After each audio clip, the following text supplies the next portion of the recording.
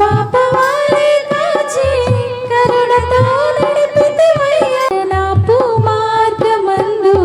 నడిచిన వేళయందు వైద్యునిగా వచ్చి నాకు